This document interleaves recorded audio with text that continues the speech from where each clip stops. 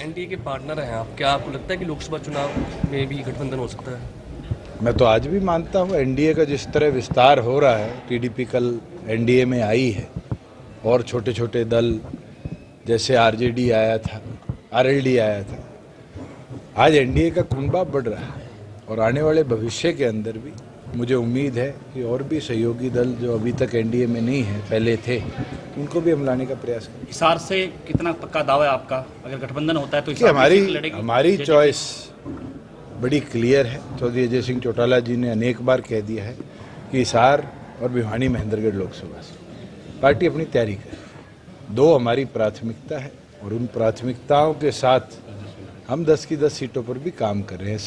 6 लोकसभा हमने कवर कर ली और 13 तारीख को 7वीं लोकसभा का हम नव संकल्प रैली का जलसा करेंगे और उस दौरान पार्टी की गतिविधि जो हिसार लोकसभा में हुई है, जिस तरह विकास करा है, उसका जनता के आगे भी ब्यौरा रखेंगे। अगर गठबंधन होता है तो हिसार या भिवानी सीट ही मांगेंगे, क्या वो और भी मांग रहे हैं? देखो, हमारी प्राथमिकता है, वो तो अलायंस में बैठ के चर्चा होगी, कौन सी मिलेगी कौन सी नहीं मिलेगी, वो कौन सी लेना चाहेंगे। लोकसभा चुनाव कब तक लिस्ट आएगी?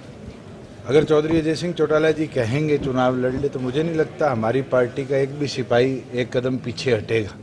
और मैंने तो राष्ट्रीय और प्रदेश कार्यकारिणी की जो बैठक थी उसमें भी खुलकर कहा था, हम पूरी तौर पर तैयार हैं 10 की 10 सीटों पर लड़ने के लिए भी, और पूरी तौर पर तैयार हैं गठबंधन में लड़ने के लिए। गठबंधन की 2 दौर की चर्चाएं हुई है, आज हमारी बैठक है, उसमें और विस्तार पे चर्चा होगी और आगे भी जैसे गठबंधन की चर्चाएं फाइनल होती है, मुझे लगता है मेरे से पहले तो आप लोगों को इनपुट्स आ जाते हैं एनडीए के कि क्या हो।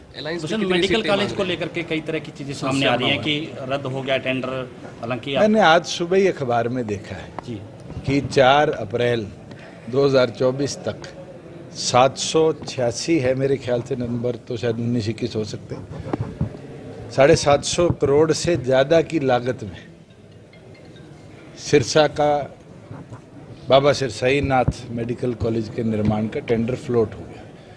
कोई टेक्निकल दिक्कत आई होगी, इसीलिए रिवाइज करना पड़ेगा। और क्योंकि ये हरियाणा सरकार ने बिल्डिंग नहीं बनानी, हमने पैसा हाइट्स को दे दिया है, जो HHL गवर्नमेंट ऑफ इंडिया की एक नवरत्न कंपनी है और सेंट्रल PSU है, वो इसको कंप्लीट करेगा।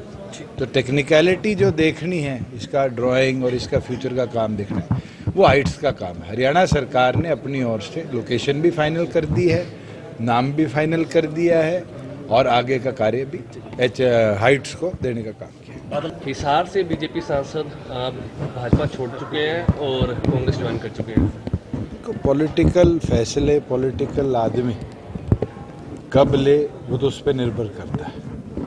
मेरे 1 साल से जो निर्णय नहीं ले पा रहे थे, अंत में उन्हें निर्णय लिया, तो इनकी सोच है जिसके प्रति वो गए हैं और भगवान उनकी सोच को, मैं तो ये कहूँगा कि अपना आशीर्वाद दे कि उनने जो कदम उठाया है वो किस सोच के साथ उठाया है और क्या वो आगे करना चाहते हैं। हिसार छोड़ के भागेंगे, हिसार रुकेंगे, सोनीपत भागेंगे, ये तो समय बताएगा। कंडा निकल गया आपका?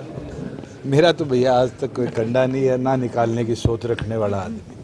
4.5 साल हो गए, 10 साल एक्टिव पॉलिटिक्स में हो गए, कोई एक आदमी ये बोलता हो कि मैंने राजनीतिक तौर पे उससे द्वेष रखा या राजनीतिक तौर पर उसका नुकसान किया, गिनवा दो।